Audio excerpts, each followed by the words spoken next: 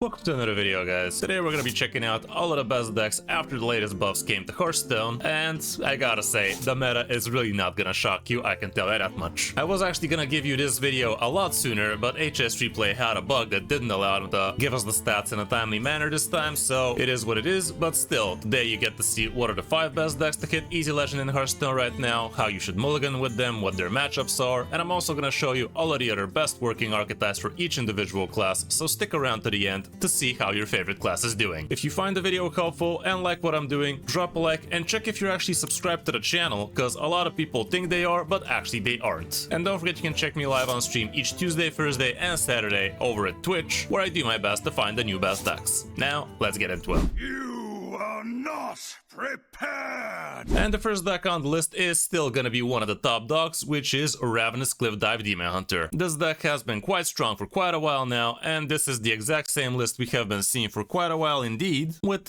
maybe the only difference here that we do actually have a Briar Spawn Drake here at the end instead of a Zilliax, but both decks are actually doing extremely close well to each other, so the choice is yours. This is the variant with Elise, which is actually pretty interesting, and it does have some weird inclusions like Climbing Hook, as well as a 9 or a 10 drop at the end, but the whole point of that is so that your Elise is actually activated. You can still do some pretty broken things with things like Califro filling your board with, at minimum, Blob of Tars or Ravenous Felhunters, or at best, a bunch of Illadaris, a bunch of Briar Spawn Drakes, or heck, even a bunch of Mechpterodons. Obviously, the big low roll here would be to get yourself Elise the Navigator, which would not be ideal, but that is why she has such a high keep rate on the mulligan. We also have the Broxigar package in here, which is going to be quite the cock block for a lot of opponents, because not only are you gonna get yourself extra card draw thanks to the portals, but also you're gonna muddy up a lot of opponents' Death Rattle and Rest Pool, so things like Resuscitate for Priest is not gonna be super amazing for them, and also things like Ravenous Felhunters for fellow Demon Hunters also not gonna be too great for them. The rest of the deck is pretty standard stuff. Don't expect to ever play Broxigar with this deck, that's not the point of the portals, and definitely do check out my detailed video about this deck if you really want to know how to play it. Matchup wise, here's what we have. As you see, no real bad matchups, but slightly on the negative would be Spell Demon Hunter or Discover Hunter, but nothing too critical. For the mulligan, you're basically trying to get yourself the Death Rattle package, so holding onto the Tusk Piercer or the Blob of Tar, or heck even both honestly, could be a great idea. Grim Harvest helps you with the card draw, straight out holding onto a portal for 0 mana, so you can just hero power it on turn 1, also not that bad. Wyvern Slumber is also pretty good. Infestation, depending on the opponent, could be great. Elise, if you're curving into her especially, would be amazing, but even if you're not, it probably is a better idea to hold on to her. Acts of Cenarius I really wouldn't hold on to. Ravenous Felhunter I would only keep if I already have Tusk Piercer or Blob of Tar and something else that curves me into those. On the coin, again, plenty of the same stuff, so mulligan accordingly. For other good Demon Hunter decks, this is the one I'm showing you, and this is the one with Zilliax. Both have very big sample size, very big win rate, so the choice really is up to you. We have several iterations of those. Peddler Demon Hunter with a small sample size here is looking okay. Spell Demon Hunter actually is looking quite promising. This one has a very minuscule sample size, but this one on the other hand is not a Spell Hunter, I'm a dumbass. This one is the one I was trying to say. Look at this, 57 plus win rate with the new archetype. Looks pretty good, and I did give you a video about a similar looking deck, but this one has a couple of headhunts instead of the 2 mana discover yourself a couple of demons. If it's outcasted, it also has Sigil of Cinders, so apparently it is working better, and I will be giving it a try probably soon. Aggro Demon Hunter still is gonna get you there. There's also this thing called Big Demon Hunter with some weird inclusions like Fate Trickster and so on, and the rest is iterations of those, so yeah, now you know what Demon Hunter is working with. On number 2 spot, the other top dog still remains Midrange Shaman. No real surprises here. Midrange Shaman does have a bad matchup against Ravenous Demon Hunter, however, so there's that, but the interesting thing about this meta is that finally Ravenous actually overtakes Midrange Shaman, which is kind of interesting. The big thing about Ravenous is it's super good against Midrange Shaman, so that is indeed kind of weird, but yeah, right now Midrange Shaman is sitting on the 2nd spot, still a very super solid deck to be hitting Easy Legend with, and there's literally millions of games with this thing, and probably over 20-60 plus win rate variations of the deck, but as long as you're running the core 24-ish cards, you really can't go wrong with Midrange Shaman. This iteration of Midrange Shaman is pretty classic. It has a single copy of Hex in here, so you can really mess up some decks, like one Somni Death Knight would hate that, Blob of Tar would not be very happy getting hexed, heck, even egg decks, if you manage to find those, would be very sad, but yeah, all around Hex could be quite the the game-breaking card, and in other matchups it still could be nice anti-tempo. We also have Living Flame in here with which you can fish out your Flight of the Firehawk, and for Hagatha she will be pulling you a couple of Frosty Decors or a couple of Furious Fells or a couple of Wish Upon a Star. We still have Alakir in here with which you could be OTKing people, and you could even double up the OTK with the help of Elise the Navigator for maybe 5 or heck even 10 mana, getting yourself a 10/10 with +4 and Wind Fury on it. That's literally OTK from hand, but it is gonna take quite a while and a little bit of luck, but against things like Warrior, that definitely might be the way to go. Again, plenty of deck guides for this deck on my channel, so give those a check. Matchup wise, here's what we have. Kinda interesting that Ravenous is not listed here, but trust me, it's a bad matchup for it. I guess I could just check a similar variations like this one, for instance. It does have a lot more games, so the matchup section would be a bit more populated, and here it is. Ravenous, bad indeed, but everything else hella green. When it comes down to the mulligan, here's what it's gonna go like.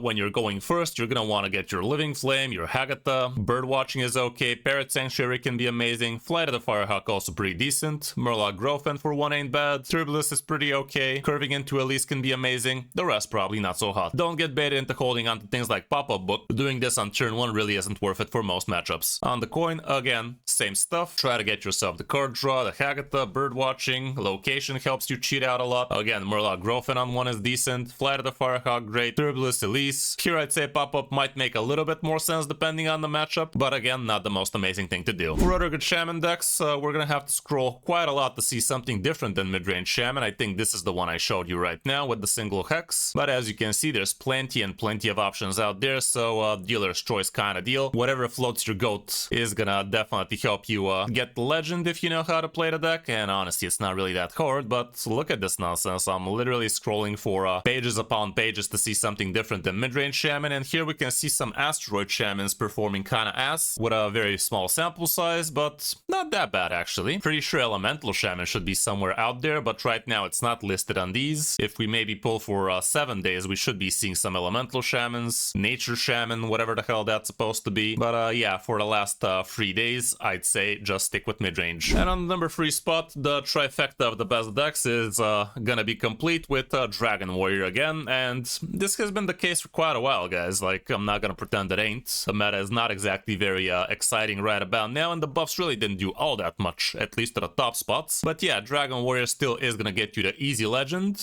This is an interesting variation that's actually running things like Chronolord Apoch as well as Tormented Dreadwing, so it does gonna have a little bit of extra card draw. We even have Zephrys in here, a couple of Sufficients or whatever, and we're actually not running the Blood Fighters, which is kind of weird, not gonna lie. Like, I really do like the Blood Fighters. A lot of the time the Blood Fighters are the reason why I lose to this deck, that's for sure. So personally, I would be running the Blood Fighters, but right now these are the stats, so I'm not gonna go against them. Going through the list, we already established what are the interesting inclusions in here, so instead of the Blood Fighters, we have Tormented Dreadwing, Chronolord Apoch, Neralex apparently, Ferak at the end, Zephrys is also interesting, and the second copy of Sufficient is not usually core card, but in this case it is. Now again, check out my Dragon Warrior guides if you want to see the deck in action, but it's not gonna be exactly this list. For the matchups, here's what we have here. No real bad matchups. Even Ravenous Cliff Dive Demon Hunter is not that bad for this list apparently, which is kinda interesting. Mid-range Shaman slightly on the negative, but nothing polarizing for it. When you're going first, you are gonna want to curve out properly with your good cheap dragons, so Gift Wrap on 1 into Peddle Peddler on 2 would be the dream, but also same can be said for Sanguine on 1 into Stone Carver on 2. The Brute Keeper ain't too bad, the Dark Rider is also pretty okay, curving into a Whelp is okay-ish, Elise the Navigator is also interesting, and this is actually a card that's not supposed to be in here, guys. Like, I guess that's the whole reason why we have so many weird cards, is because Elise again. And honestly, why the hell isn't this card nerfed already? Like, it's not from the newest expansion anymore, Blizz. It is time to nerf the goddamn auto-include in every single freaking deck that can remotely afford to have 10 different digits in their deck. Like, this is literally Elise Stone right now. Almost every single deck has Elise and Ziliax in them, and it's kind of getting boring, not gonna lie. Anyway, on the coin, again, we can see plenty of the same stuff. Try to be curving off properly, and you should be winning properly too. For other good warrior decks, we are also gonna see things like Quest Warrior, especially in Top Legend, but this is the list I'm showing you right now. Like, look at this. Almost 10,000 games, 60% plus win rate. That's actually kind of insane, and we are talking about from the last patch, by the way, so that's kind of huge. But the Blood Fighters are still just as strong too. Not as big a sample size, but still kind of same win rate. So you can definitely go with either choice. For Quest Warrior, we are gonna have to scroll a little to see something a little bit more populated, but the deck is definitely pretty strong in top legend, at least. From Diamond to Legend, people are probably botching it a bunch, but here's a okay-ish looking list with a very big sample size, and anything else is probably not gonna do you too well for the current meta. This deck on the list is a bit of a surprise, not gonna lie, but I was actually expecting to see Ashara Druid doing a lot better than it used to. Keep in mind, this one has a very big sample size, not as big win rate as some other smaller sample size decks with bigger win rate right now, like let's say Bubble Pally, Templar Rogue, both had a little bit of higher win rate, but their play rate was something along the lines of 500 games per, whereas this guy is at 3000 plus. And I really do believe this deck is actually very strong right now. There's several different iterations of Ashara Druid out there right now, and all of them are looking quite interesting. And what they basically do is they can OTK you in all sorts of different ways. This one actually has a second different way to OTK you, not just the Briar Spawn Drake, but also things like Aulonius, so that's kind of interesting. So what can you do with this deck? Basically, you flood the board with a bunch of locations, either Zinajari or at least get a copy of a minion, and that way you get to basically fill the board with a bunch of Briar Spawn Drakes or a bunch of Auloniuses and just swipe the opponent a couple of times, or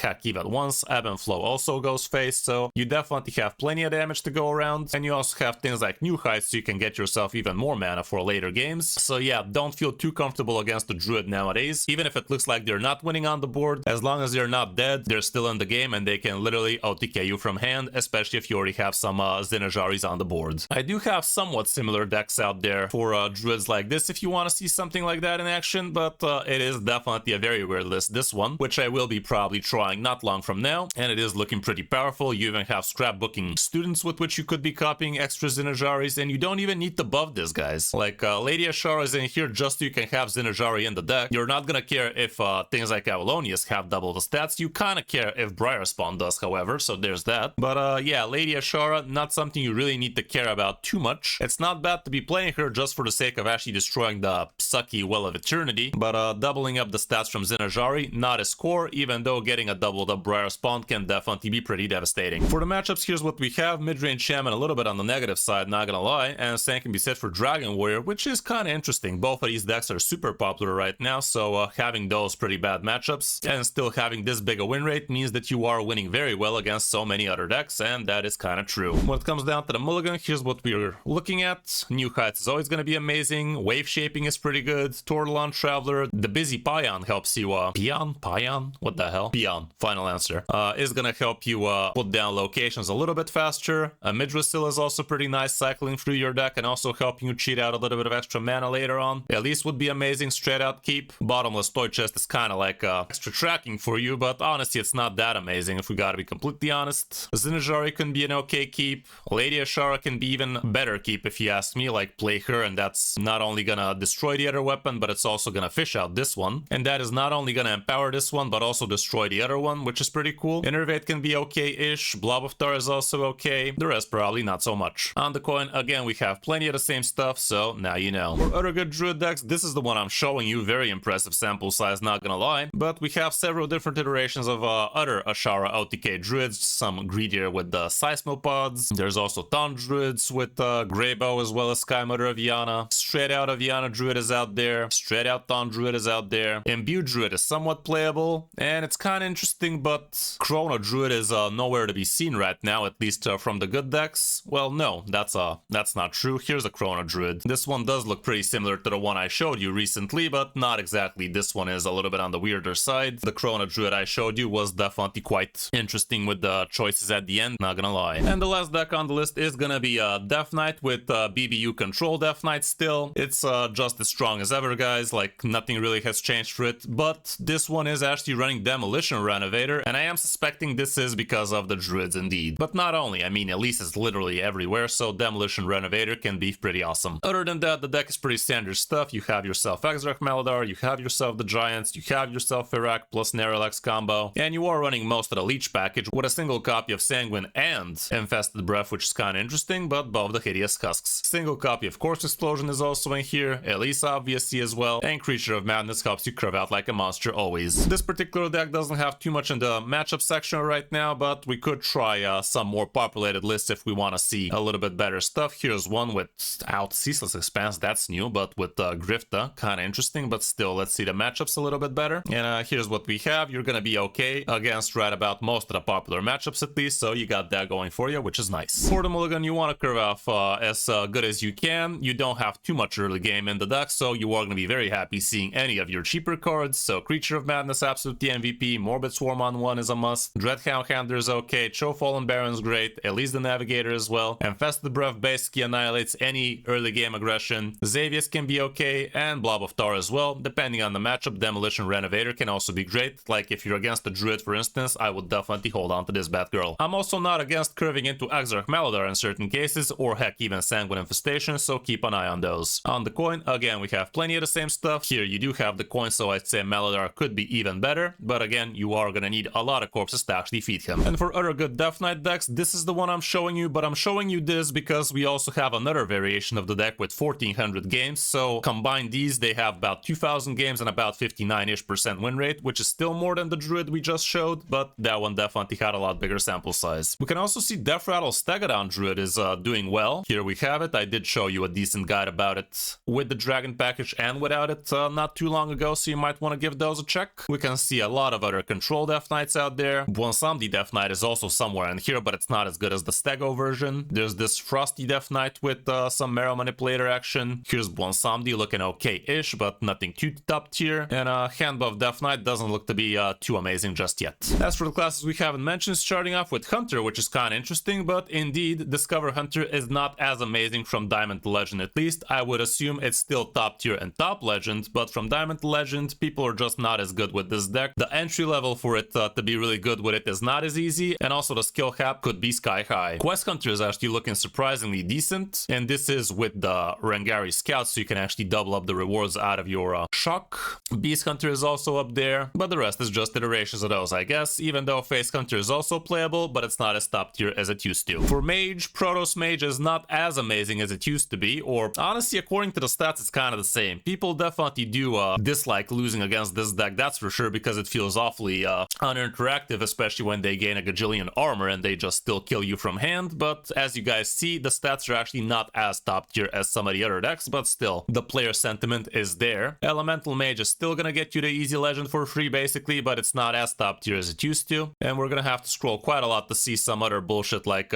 Control Mage apparently, Quest Mage, Toki Mage, Dragon Mage, all are under 50% win rate, so save your dust and leave that random BS for things like Tavern Brawl. For Paladin, like I said, Bubble Pally almost made it into this top 5, and if we gotta be honest, this deck definitely does have slightly better statistics instead of the Druid, but this one is already old news, so I decided to include something new, and this one doesn't even run the newly buffed Cardboard Golem, which is kind of weird. Aggro Pally is looking still as strong as ever, so it's a nice little not so expensive variant to be hitting easy legend with. Heck, it doesn't even run a single legendary, man. That's cheap as hell. I should definitely do a updated best budget decks to hit easy legend with. There's another Bubble Pally out there, again without the Golem, another aggro, and so on and so forth. I am honestly very surprised that the versions with Cardboard Golem are this bad so far, or just not as populated, more like it. But yeah, these are the stats so far. For the Priest class, we still haven't seen anything too Da Vinci with the newly buffed cards, and I doubt we will see anything too broken. But I did face some Bandage Priests that were doing quite well, buffing up their Wilted Shadow a bunch and then start slapping you in the mouth. But as you guys see, for now, Protoss Priest still is at the top of the food chain. Zareen Priest is okay, Bandage Priest is okay. Scrolling quite a lot lower, we can see Control Priest still rolling in the mud. For Rogue, like I said, Templar Rogue was looking kind of promising. Again, has better win rate than the Druid, but a lot less sample size, so I decided to bank on the Druid. We also have another variation with, again, small sample size, not so big win rate. Garona Rogue still playable, but nothing too top tier. Firak Rogue is somewhat up there, and this is a weird one with fast forward and whatnot. Psycho Rogue still pretty strong in top legend if you ask me, but from Diamond to Legend people are botching it most of the time, including me. And for Warlock, this is the big loser of the meta right now. It hasn't really